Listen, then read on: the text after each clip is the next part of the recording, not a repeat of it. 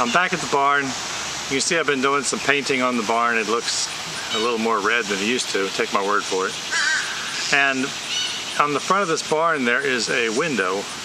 I say window, but there's, as far as I know, has never been any glass in it. It's just a hole in the wall.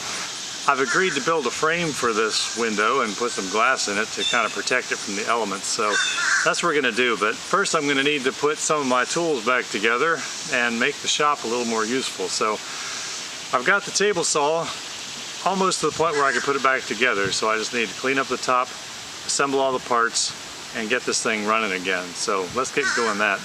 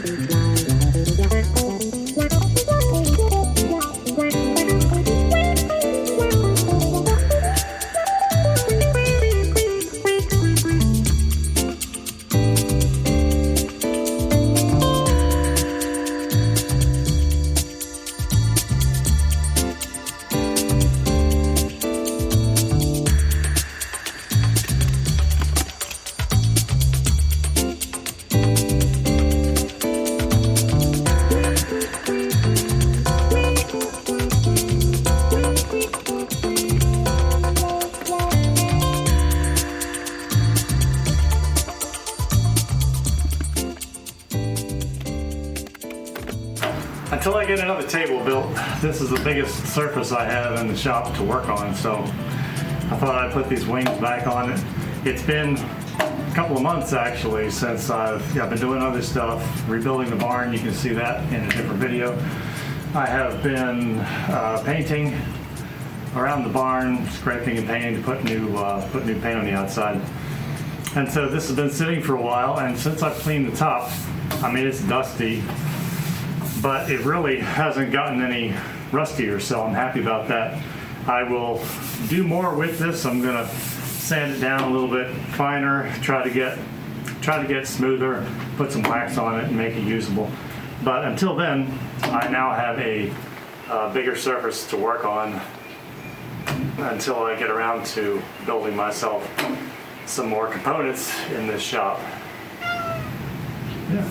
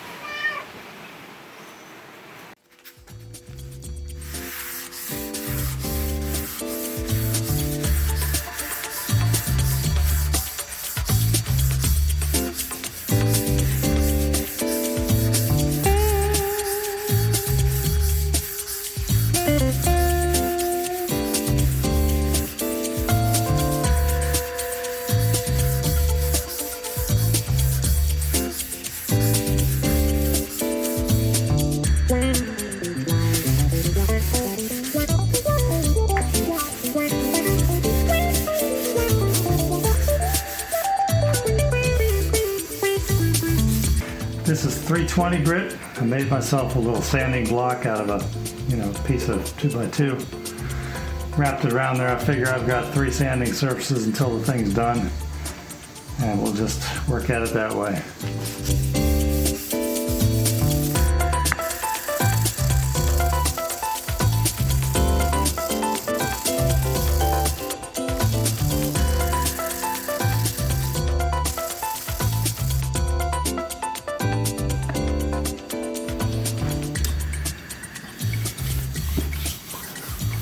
Feels better. Do that to the rest of the top, and then I've got some 600 I'm going to go back with. And if I feel like it, I've got some 800 as well. I'm going to try to get this as smooth as I can, at least to the touch, before I put the paste wax on it.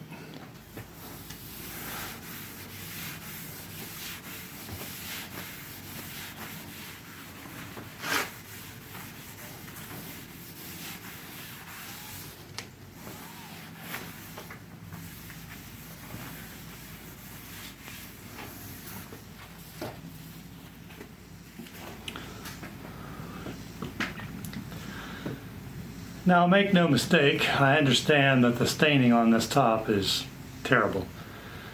But with 2 grits of sandpaper on it and some WD-40, I've got it down to a pretty smooth surface. And I think once I put a coat of wax on it, it should be just fine for my purposes. In fact,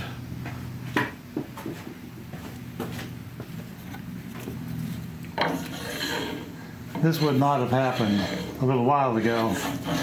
And like I say, that's before the wax.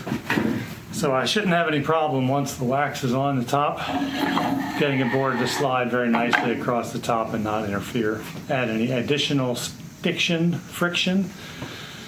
to the wood as it goes across the blade. So now I need to put the rails on it. I need to put the fence on it. And I have something for this as well. The original insert that I had with this saw did not endure storage very well. It had swollen inside the hole, and when there was no more room for it to expand, it broke. It was aluminum, so it's now in about 4 or 5 pieces, so I had to get another one. So I got this one off of Amazon. This is a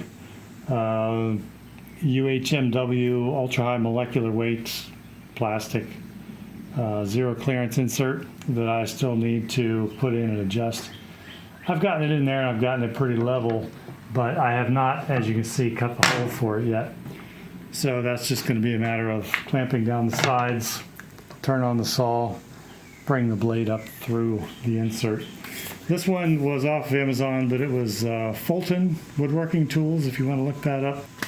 I had a hard time finding an insert listed for this type of saw. This is a 22-114 from Craftsman.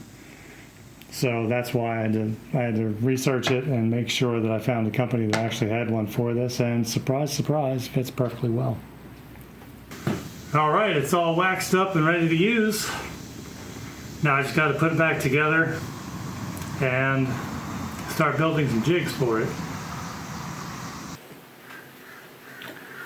I've got the fence back on my saw, got the rails in here.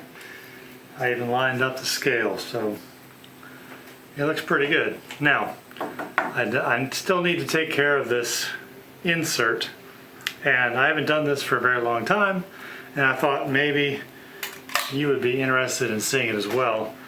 As I mentioned, the insert that I got with this, broke apart in a bunch of pieces when it got too many hot cold cycles, I guess. So I need to make another one. With this one purchased, I just have to make a slot in it. Now, the process for doing that seems pretty simple. You mount it in place, turn the saw on, and you run the blade up through the blank insert, and it creates the hole that matches your saw exactly. Now, the insert that comes with table saws have a very wide slot in them, and that's to accommodate whatever blade set you put in there, whether it's a thin kerf blade up to a wide dado stack that you might want to put in there, will fit through that slot. Now, the problem with that is if you are cutting very small pieces, a very small piece or an offcut of that piece could fall down inside the saw. Might not cause any problem, but it might be hit by a spinning blade and kick it back up at you, so you don't want that.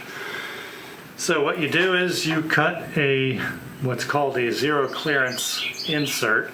The blade comes up exactly to the width of the blade into the insert, and now small pieces can't fall below there, and the insert will also support the fibers along the edge of your cut, giving you a much cleaner cut. I initially had this blade mounted in there, a 10-inch blade, but with this table saw I could not run the blade down deep enough to where the insert would fit with the 10-inch blade all the way at the bottom.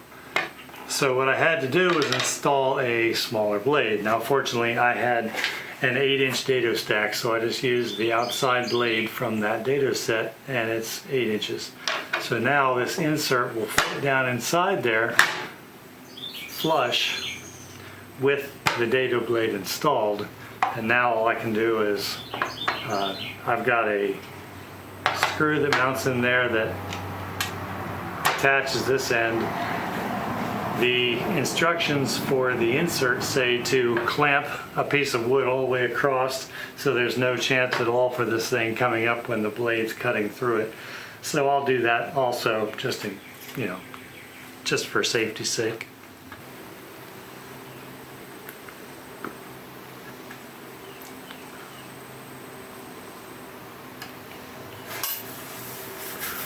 I've put that kind of as flush as it will go. It's got a little bit of an arch, and they tell you in the thing, if it comes with a little bit of a bow to it, you can kind of bow it back. It's just made out of plastic until it sits flush and flat the whole way around.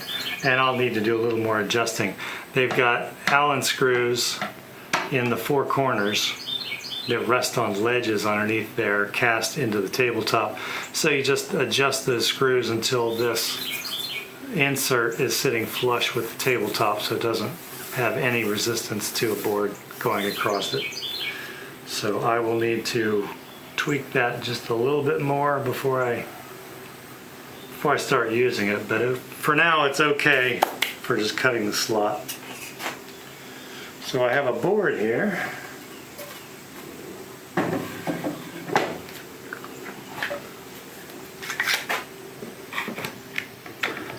Doesn't have to be super tight.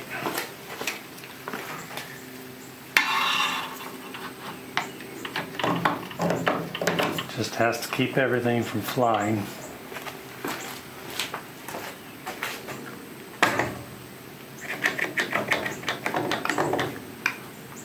Right there. The blade is down. Now all there is to do is turn this sucker on and raise the blade. Now this is a little bit more momentous than you might think, because I haven't had this table saw turned on 10 years or more. So I've mounted the motor in it. It's got the belt going to the arbor shaft. Everything's free and clear. I've added a little bit of oil inside there to keep everything running. So just plug it in, turn it on, see how she sounds. All right, how's she sound? Oh, pretty good. Wind her up.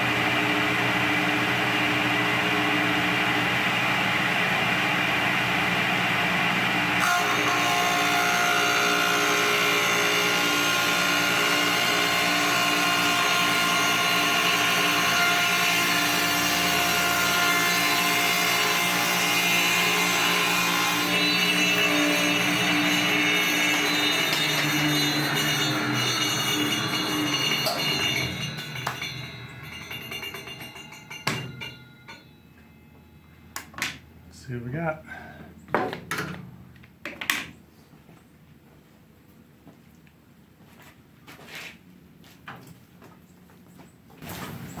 Unplug.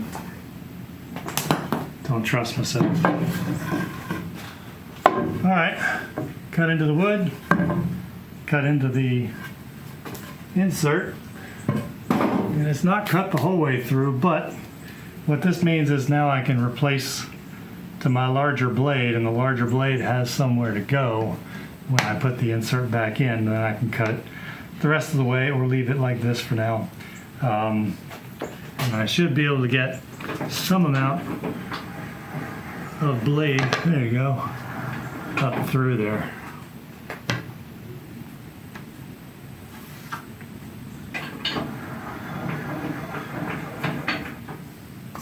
All right, very good.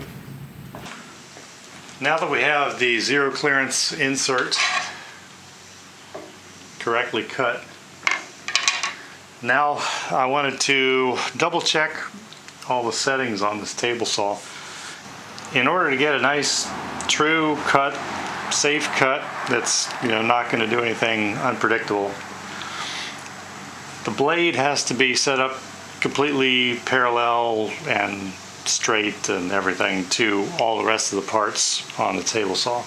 That includes the blade being parallel to these miter slots, as well as the blade being parallel to the fence. What happens is you run a piece of wood between the blade and the fence. If the fence has any kind of run out, whether it's to the outside or to the inside, you really don't want it to be to the inside. When you run the piece through, it gets cut here, and then toward the back of the blade as you go farther along, it pinches into the blade. The blade is spinning this direction, so the back teeth are coming up. And what happens there is the piece of wood gets caught in there, it gets pulled in, throws it back at you, and horrible things ensue. Also, I checked the blade against the miter slots. It's got my triangle and piece of a combination square. Set those up, and I can see that sits right against there.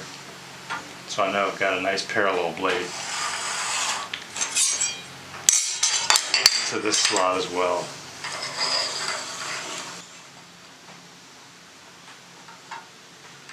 Nice parallel to the body of the blade. So now I can put it back together, pretty confident that the thing's going to cut straight and be pretty safe. First thing I'd like to build here on this table saw is a panel sled or crosscut sled. It's not really a crosscut sled. That goes on equal sides on either side of the blade. Blade goes straight down the middle of it, and you can use it, takes up kind of the whole top of the table. I'm going to make more of kind of like a panel sled, but I'm going to use it for cross-cutting. There's no difference. I'm going to use this thin piece of oak. It was a cut-off from something I had built long ago. It was still in my stash. I'm going to attach that to the back of this board as a runner. This will fit inside one of these slots to slide back and forth. The panel will be attached to that, and it will ride absolutely straight, parallel to the blade. Once you build it, the first time you run it through, you use the blade to cut that edge, so that edge is exactly at the edge of the blade, and so anything that you hang over the edge will be cut. And then you give it a fence to hold the workpiece against that should be absolutely perpendicular with this edge, and you're going to get a 90-degree cut. So I need to cut this down, but first it rides in the slot quite well, but it's a little too tall. So what I need to do is take off about 1/4 inch of thickness so that it does not quite bottom in that slot, and it will ride smoothly across the top when it's affixed to the bottom of this board. So let me, where's my pencil? That's my pencil. There it is. Sounds like me in school. Where's my pencil? So what I'm going to do, I'm going to mark this so I know about how much to plane off, and then go a little bit farther. Just take it out to the planer and make some sawdust. You may have seen this planer on other videos, but I think I can make it a little bit better. I was having some problems when I put the wood through. It would catch a couple times. The rollers weren't quite strong enough to pull it through, overcome the friction of this. So I'm going to clean it up a little bit everything I know I learned from YouTube. So this is the simple green that everybody swears by, good for cleaning stuff up. So I'm going to clean that, the platen surface here, and then I've got the paste wax that I used on the top of the table saw that I'm going to put across here, wait for it to harden up, polish it off, and that should make a nice slick surface for the wood to pass through.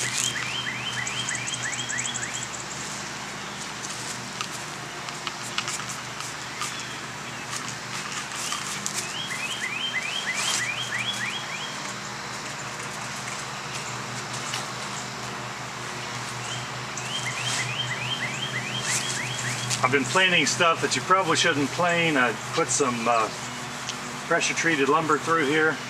I'm sure it got all kinds of chemicals and resin and stuff on this platen, so I want to clean that off so the wax has the best chance to stick. That stuff smells pretty good too. I haven't used it before. Smells like candy almost.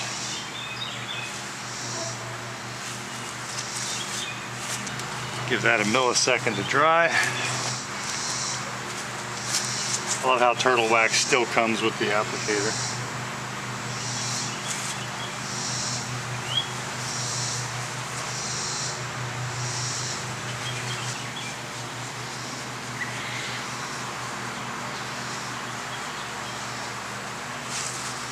All right, let that harden up and buff it off.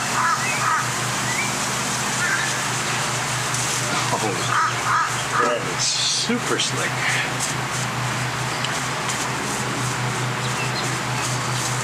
Super slick.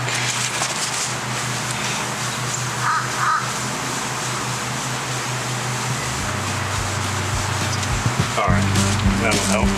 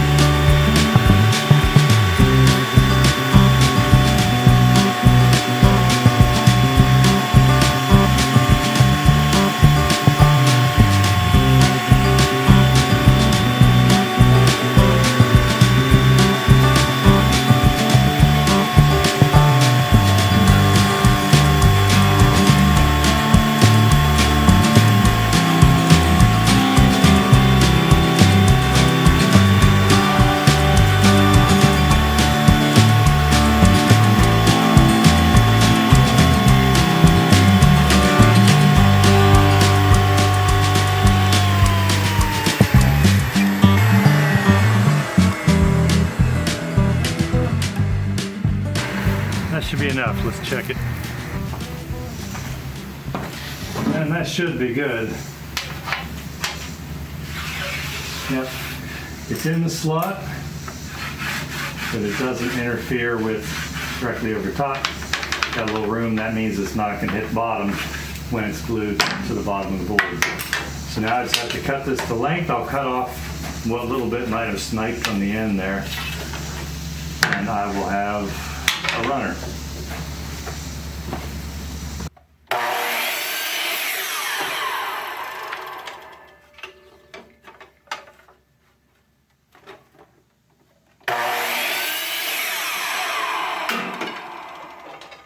Now I'm going to glue this in place along that line, but I'm going to screw them in as well while the glue holds. I don't want to have to clamp it. So I'm just going to pre-drill, and I'm going to countersink for these flathead screws. Very small. They should only grip right to there. They won't go through. And let's do that. Yes, I'm using my workpiece as the workbench.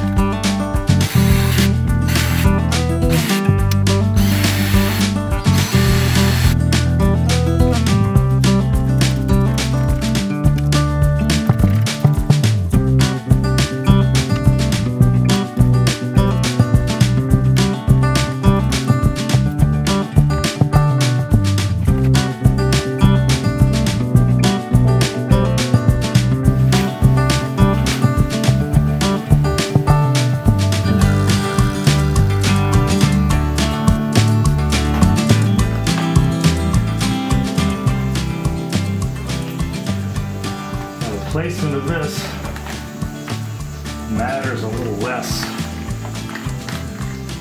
because I'm going to be running it through and cutting the straight edge with the saw itself.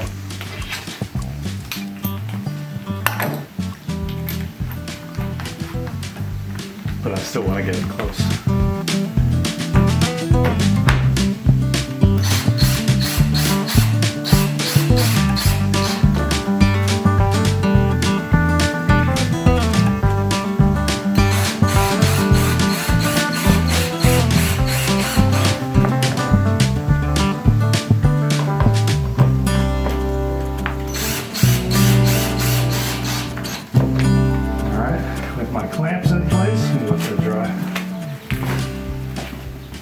Alright, I want to get this end cut off, but I realized that I put the bigger blade back in here and I haven't run the blade back up through the slot, so I'm going to need to clearance the 10-inch blade through this zero clearance insert before I can do it.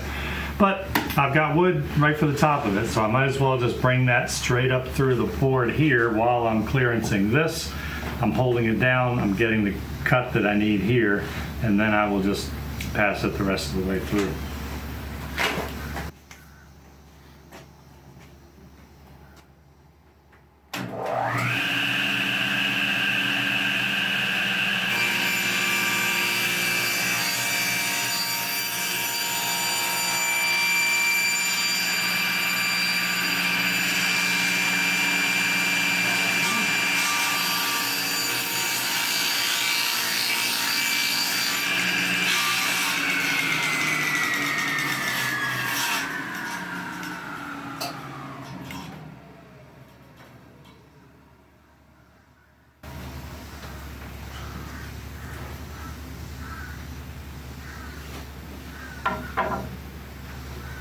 All right, what I was checking for, sometimes you can tell if you're getting a good cut or if your blade is not too dull. If you get any burning on the wood that just passed through on the cut on either side, it might mean that either your blade is very dull or has a lot of pitch on it, or it could mean that your saw blade is a little bit out of parallel with your slots and it's not, it's binding one way or the other. But this looks pretty good. All right, now that I have a true edge that I know is parallel to that blade, I can reference this edge and put on a fence here. Now I'm going to use this piece of oak. I'd like for it to be nice and pretty solid and sturdy, and that will help keep this panel flat once it gets attached here. So I've got to figure out where I want to put it. I'm going to use a slightly taller piece. Now again, you can kind of tell this is old and weathered. This came out of my stash. It's been, sitting in a pile somewhere in a shed for 10 years. So I'm going to clean this up, cut it to length, use it for my fence right here. Oh, like I was going to say, you might want to use a slightly taller fence because you never know when you are putting something in this panel sled to cut. You might want to attach it with clamps or something. So this gives you a little more surface that you can use to, clamp a slightly taller piece or whatever. So I'm going to do it that way. And it gives you a nice handhold to push the thing through as well.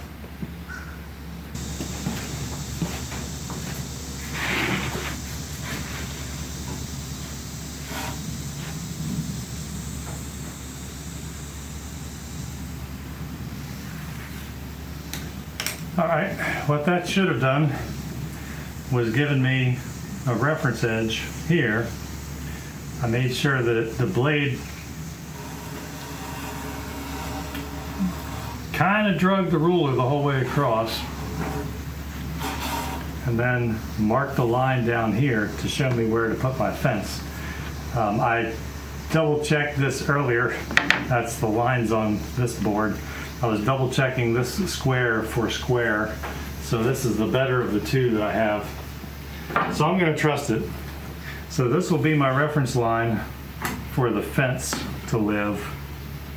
It's going to go right up against the edge, so anything I cut against it is going to have the wood fibers supported against the back to give it a nice give it a nice clean cut. I'll do to this one like I did to the rail on the guide on the back side. I'm going to glue this and then screw it in from the bottom. And it should hold this panel nice and flat and give me a square fence. So there's my panel sled. Now this is good for cross-cutting pieces of wood to length. Say I've got a 2x4, I need to be a certain size. Put it in here, line it up with my cut line, straight across the blade. Now you might say, well, Mr. Shed, you've got a miter saw right over there. I've seen you use it. What's wrong with that? There's nothing wrong with that. But say I've got a piece that's wider than the panel saw can accommodate. Now I can put this down, mark where I want it to cut, straight through the blade, and I've got a much wider piece that I can cut to length. So that's one of the benefits of having a panel saw. Now,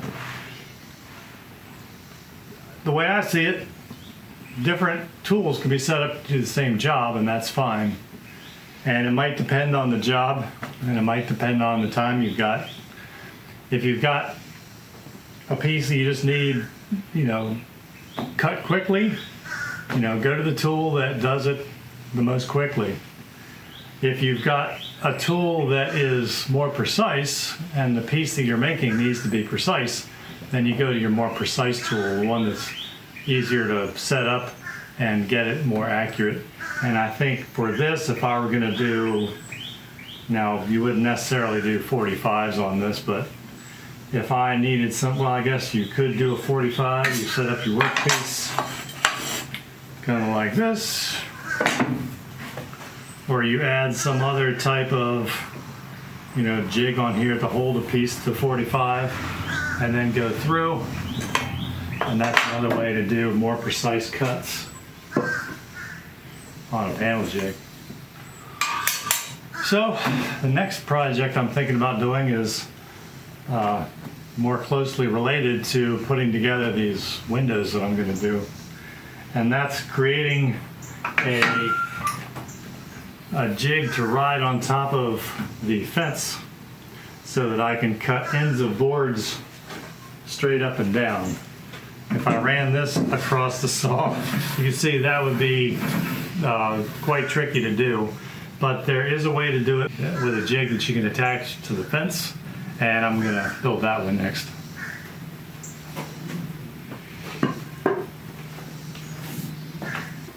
Okay, I'm starting to make this tenoning jig, or whatever you want to call it over here. I've got a piece of board that I'm going to use that I believe is going to fit the bill. It's like 9 inches wide, and I'm going to make it probably 9 inches tall and, cradle the fence over here. Now, I wanted to point out something, that this is exactly why I've gotten back into this.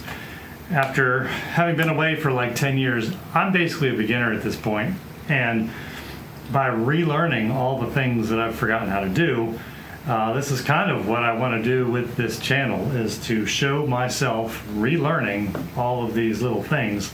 And one of them almost bit me, and I wanted to show it to you. Usually with a crosscut sled, the piece that you want to keep is on the sled. You run it through the saw, the offcut falls off, you don't really care how much of it gets lost.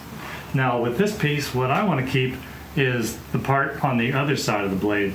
So I marked it, and I lined up the mark to the, the edge of the blade, the edge of the sled, and I was about to run it through, and I remembered that the piece I want to keep is over here. If I were to run it through that way, the blade is going to cut away 1/8 of an inch of what I want to keep. So my keeper piece would have been 1/8 of an inch too short. Now for the thing that I'm making here, 1/8 of an inch isn't going to make a big of a difference.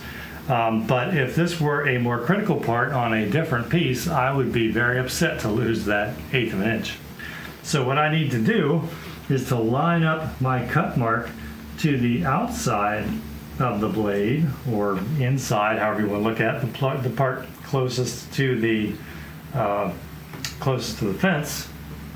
That way, when this piece drops off after I cut it through, it will be the full length that I wanted, not an 1/8 of an inch short.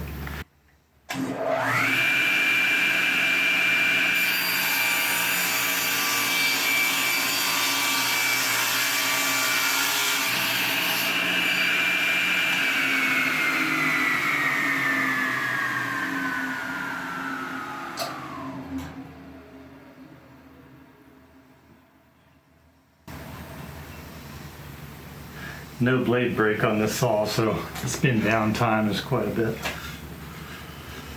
All right, so now we have our 9-inch piece. That's going to be the piece standing up against the blade guard.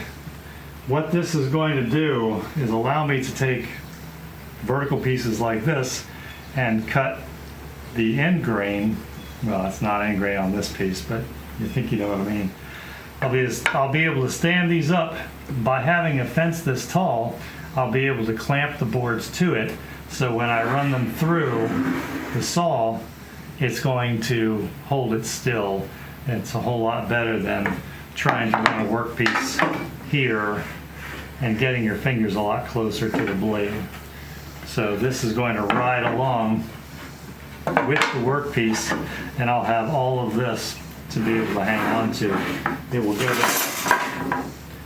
over the top kind of like this and down the other side, so that's going to be all locked together and it's going to ride through that way. Not sure if you can see any of that.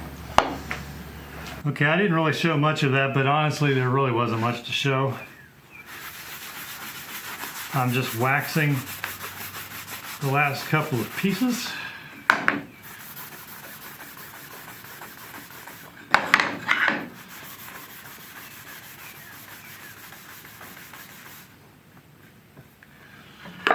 What I have is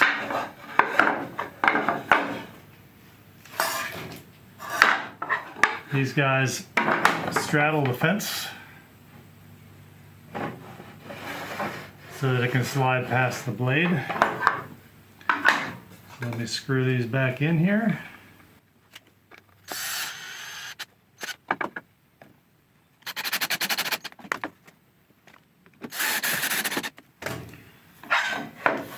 They're flush so my boards can be clamped straight to it. If I have a piece that I want to cut a slot through the end of, I can just clamp it to this, slide the entire thing over the blade, and not have to worry about having my hands down there close to hold it to a shorter fence. So that should come in handy for making these window frames, which I guess is what we need to start on next. So I got 2 jigs made today. I got my panel jig here, and I got my really, really rudimentary tenoning jig, whatever you want to call this thing. So this is going to serve me well. I know when I used to do woodworking before, I used this thing all the time, so I knew as soon as this thing got running, I would have to build myself one of these again. And happy to have it there. I waxed the bottom of this, so it slides very nicely over the top now. Shouldn't provide any friction. And as you just saw, I waxed the inside of this so that it would slide over top of there very well too, providing me with an easier operation. So this channel doesn't really expect to be really teaching anybody anything, but if you're entertained, that's great. Like I said, really what I want to do here is relearn the skills that I've lost, and I want to pick up things that I've never done before. So hopefully you are in the mood to watch some of that. You can watch me learn or watch me, I don't know, flounder. So if you want to keep watching that, then keep tuning in and I'll keep making stuff. See you later.